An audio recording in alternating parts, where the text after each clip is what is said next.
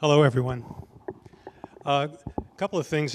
One, I think you may have missed one of our members, Kevin Beauchamp, who's sitting over there, who's a critical member of the Mesa Refinery Watch Group.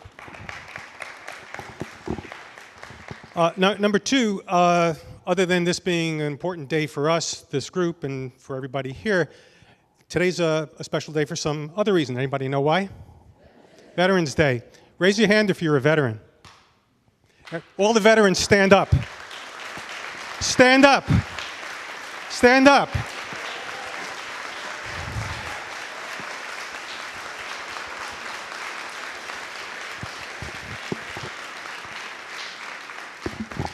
It's great to see so many veterans, and I also wanted to remark on the people who are veterans or currently in our emergency services, our fire people, our police folks, EMT, et cetera. These are the real people. These are the real people. It's great to see so many in SLO County, in South SLO County. I'd like to give you an overview of what's going on. It's much like a fable. It's a tale of two neighbors living side by side in harmony for many years. Those neighbors are a county with its citizens, and next door, a relatively cordial commercial operation. But suddenly one day, that company has new owners, and the new owners decide that the way the firm conducted business is no longer good enough. They see opportunities to make far more money than in the past. Unfortunately, their plan calls for bringing permanent, ongoing havoc to the county and its citizens. But we have to give the company credit. Their corporate executives aren't foolish. They know they can't reveal the real reason for their plan. So they concoct a story about woe is me, that their company is in peril. And they camouflage themselves in a fuzzy blanket, telling everyone how neighborly they are and how their employees will go hungry if the plan isn't approved. Then, when the citizens become concerned about the havoc, the company grins and says, "Don't worry, you're being silly. There won't be problems. We can mitigate them, and if there are problems, we'll fix them. Trust us. We're an oil company and we're here to help." But what they didn't count on was that the people were smarter than the company realized. The people understood that the fuzzy lamb pounding on their door was actually dressed in. See, somebody's paying attention over here.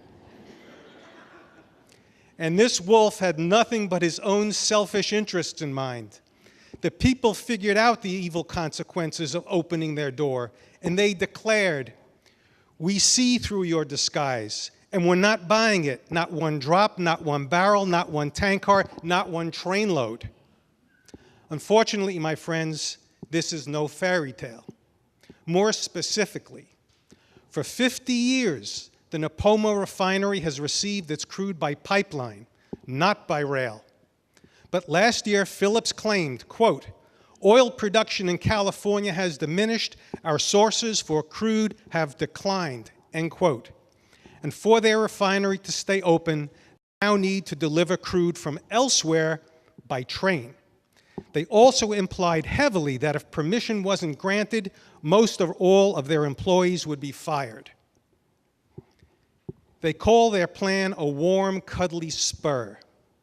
All they're asking for is a few new tracks, 5 trains a week, 80 cars each. Doesn't sound too bad, does it? And who doesn't like the sound of trains? But let's look at Phillips' motivation far more closely. The true driver of their project isn't in the needs of their local refinery. It's in their corporate annual report issued in 2013, and you can see it right there on the screen. Not lying. It was issued well prior to their rail terminal application. At that point, Phillips was a new company, spun off by ConocoPhillips, and new corporate managers took over. The report's cover stated their new thinking. We're taking a classic company in a new direction. Inside it said, the shale revolution has the potential to give Phillips 66 a competitive advantage in the global marketplace. However, limited pipeline creates a challenge to transporting these lower cost crudes. In response to that challenge of transportation, Phillips launched what they call their, quote, crude by rail strategy, end quote. These are their words out of that report. The crude by rail strategy is their specific strategy.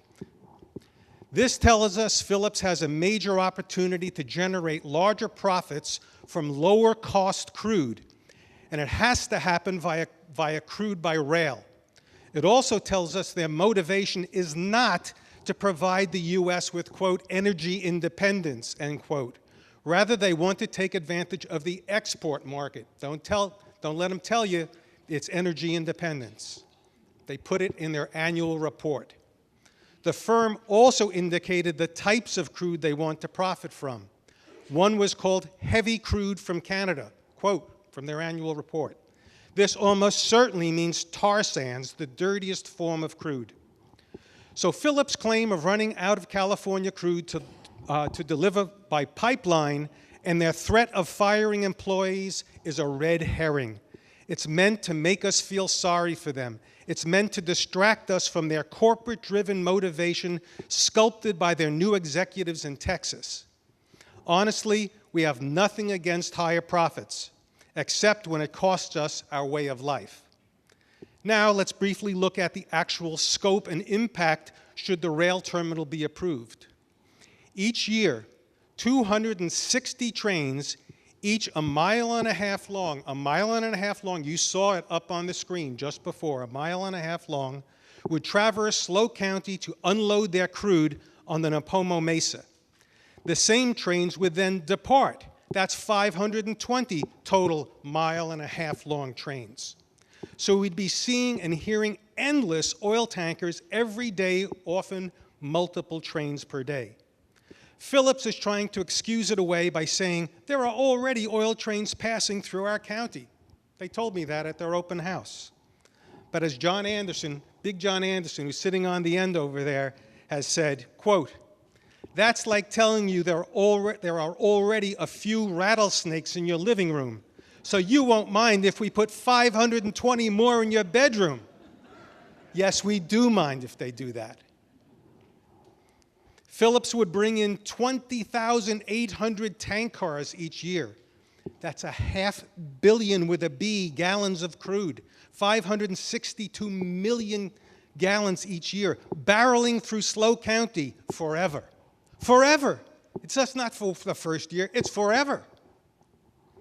They'd also construct an oil unloading facility, a pumping station, and a pipeline at the refinery. And it would be joined by trucks and other vehicles, all operating continuously. So what are the outcomes of their little spur? One, air pollution that increases an already unlawful situation in SLO County.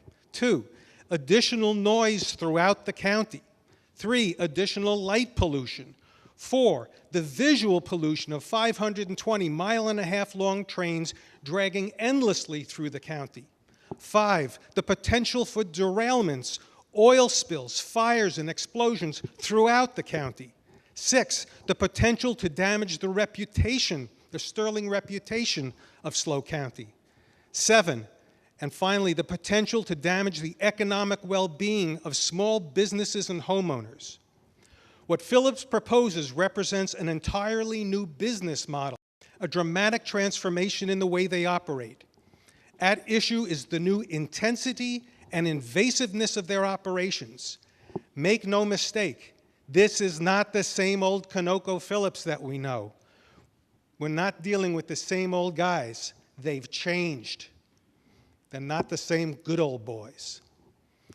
If a firm that had never conducted business in SLO County came to the planners tomorrow with the same business model and astounding risks, we're certain it would be rejected. The safety and well-being of citizens trumps the new direction Phillips intends to take us all. Approving this project will change the very fabric of our county, but rejecting the terminal means no crude oil trains targeting SLO County. My friends, protect yourselves, take action, and take it now.